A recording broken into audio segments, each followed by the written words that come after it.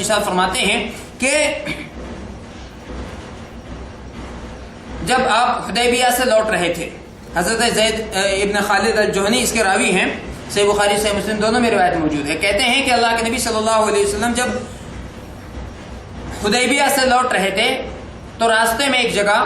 آپ نے فجر کی نماز پڑھائی اور رات میں بارش ہوئی تھی، اسی کیچڑ کی حالت میں آپ صلی اللہ علیہ وسلم نے فجر کی نماز پڑھائی۔ جب نماز سے فارغ ہوئے فجر کی، صحابہ کی طرف مڑ کر کے بیٹھے اور کہا کہ کیا تم جانتے ہو تمہارے رب نے کیا کہا؟ صحابہ نے کہا اللہ اور اس کے رسول زیادہ جانتے ہیں۔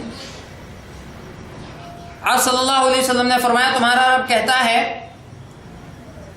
کہ میرے بعض بندوں نے حالت کفر میں صبح کی اور بعض بندوں نے حالت ایمان میں صبح کی،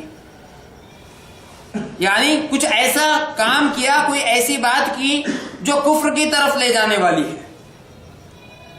پھر آپ خود ہی فرماتے ہیں کہ جس نے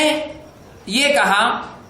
کہ ہمیں فلاں فلاں ستارے کی وجہ سے بارش ہوئی ہے، رات میں جو بارش ہوئی تو فلاں فلاں ستارے کی وجہ سے بارش ہوئی، جو نچھتر ہوتے ہیں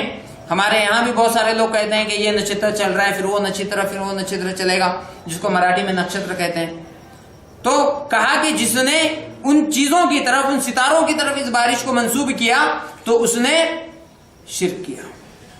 اس نے حالت کفر میں صبح کی، اور جس نے یہ کہا کہ ہمیں اللہ کی رحمت اور اس کی مہربانی سے بارش ملی ہے تو اس نے حالت ایمان میں صبح کی۔ اللہ اکبر، یہ باتیں ہمارے یہاں کتنی عام ہیں آپ سوچیے۔ یہ شرک اصغر کی قبیل سے ہے، یہ شرک اصغر ہے جو انسان کو شرک اکبر تک لے کے جاتی ہے، لہذا ایسی تمام باتوں سے پرہیز کرنے کی ضرورت ہے۔ اس کی مثالیں آپ دیکھیں کہ جیسے ہم یہ کہتے ہیں کہ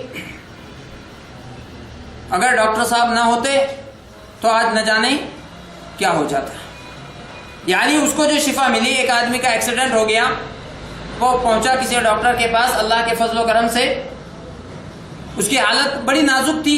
لیکن اللہ تعالیٰ نے اس کو شفا دے دی۔ اب یہ آدمی اللہ رب العالمین کو اس کا کریڈٹ دینے کی بجائے ڈاکٹر کی طرف اس کا کریڈٹ ٹرانسفر کر دیتا ہے کہ ڈاکٹر نے میری جان بچا لی، نعوذ باللہ۔ اگر وہ واقعتاً اس جان کے بچنے کا تعلق ڈاکٹر سے جوڑتا ہے تو اس نے شرک اکبر کیا، اور اگر دل میں اس کا یہ ارادہ ہے کہ واقعی جان بچانے والا تو اللہ ہی ہے، لیکن صرف الفاظ اس نے اس طرح کے ادا کیے ہیں جو نہیں کرنے چاہیے، تو یہ شرک اصغر ہے۔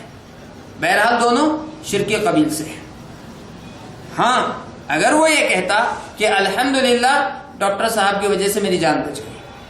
تو اس میں کوئی حرج کی بات نہیں ہے۔ کیوں؟ اس لیے کہ پہلے اس نے تمام تعریفوں کا حقدار اللہ کو قرار دیا کہ تمام تعریفیں اللہ کے لیے، اللہ نے ڈاکٹر کو سبب بنایا اور میری جان بچ گئی ہے۔ لہٰذا ہمیں اپنی زبان پر نہایت زیادہ کنٹرول رکھنے کی ضرورت ہے اور ان باتوں پر غور کرنے کی ضرورت ہے کہ ہم کب، کہاں اور کیسی بات کہہ رہے ہیں۔ ایسی بہت ساری باتیں ہیں، آپ نے یہ دیکھا کہ کسی کام کے ہونے یا نہ ہونے کی نسبت انسان اللہ کے علاوہ کسی اور کی طرف کرے، کسی ستارے کی طرف کرے، کسی اور چیز کی طرف کرے، یا اس طرح کی باتیں کرے، تو یہ ساری وہ چیزیں ہیں جو انسان کو آہستہ آہستہ شرک اکبر کی طرف لے کر کے جاتی ہیں۔ اللہ کے نبی صلی اللہ علیہ وسلم فرماتے ہیں اربع فی امتی من امر الجاہلیہ لا یترکونہن الفخر فی الانساب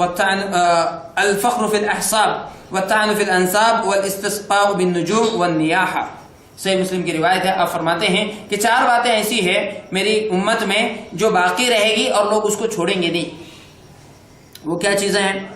آپ فرماتے ہیں وہ جاہلیت کی 4 چیزوں میں سے ایک تو ہے حسب و نسب پر فخر کرنا، ہم سید ہیں، یعنی جب بات یہ ہو کہ کسی کو نیچا دکھانا ہو،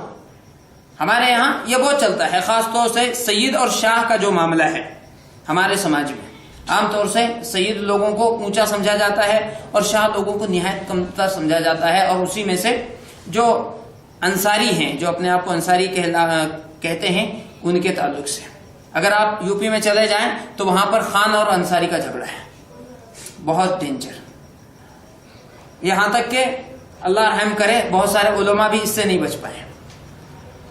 تو یہ حسب و نسب پر فخر کرنا کہ ہم فلاں خاندان کے ہیں لہذا ہم اونچے ہیں، اور ارے وہ تو ایسے ہی ہے، ان کے یہاں بیٹی نہیں دیتے ہم، کیوں نہیں دیتے بھائی؟ وہ فلاں خاندان کے ہیں، ہم فلاں خاندان کے ہیں۔ یہ ہے حسب و نسب پر فخر کرنا کہ ہم اونچے ہیں اور وہ نیچے ہیں، حالانکہ اسلام نے تو 1400 سال پہلے ہی یہ کہہ دیا تھا لا فضل لعربی علی اجمی ولا لعجمی علی عربی ولا لاحمر علی اسود، کہ کسی عربی کو کسی اجمی پر کوئی فضیلت نہیں، نہ کسی اجمی کو کسی عربی پر ہے، اور نہ کسی گورے کو کالے پر، نہ کسی کالے کو گورے پر ہے۔ یعنی یہ تمام چیزیں یہ کسی کو ایک دوسرے پر فضیلت و فوقیت نہیں دے سکتی۔ اگر واقعی اللہ کی نگاہ میں کوئی برتر ہے تو وہ اس کی تقوی کی بنیاد پر ہے، کہ جو اللہ سے جتنا زیادہ ڈرنے والا ہوگا وہ اللہ رب العالمین کے نزدیک اتنا زیادہ اونچے مقام والا ہوگا، اور یہ تو اللہ ہی بہتر جانتا ہے کہ کون اس سے کتنا ڈرتا ہے، اور اللہ ہی بہتر جانتا ہے کہ اس کے نزدیک اس نے کس کو کیا مقام و مرتبہ دے رکھا ہے۔ تو یہ حسب و نسب پر فخر کرنا یہ جاہلیت کی چیزوں میں سے ہے۔ آگے آپ فرماتے ہیں اسی طریقے سے نسب میں تعین کرنا، یعنی الزام عائد کرنا کسی کے اوپر، کسی کے کردار پر کیچڑ اچھالنا۔ آج یہ چیزیں بھی بہت عام ہیں، اور خصوصاً عورتوں کے اندر، کہ بے تحاشا کسی کی بہو بیٹی کے اوپر بغیر کچھ سوچے سمجھے الزامات لگا دیے جاتے ہیں، اور ان کے گھر میں وہ تو ایسا ہے، اور ان کی بیٹی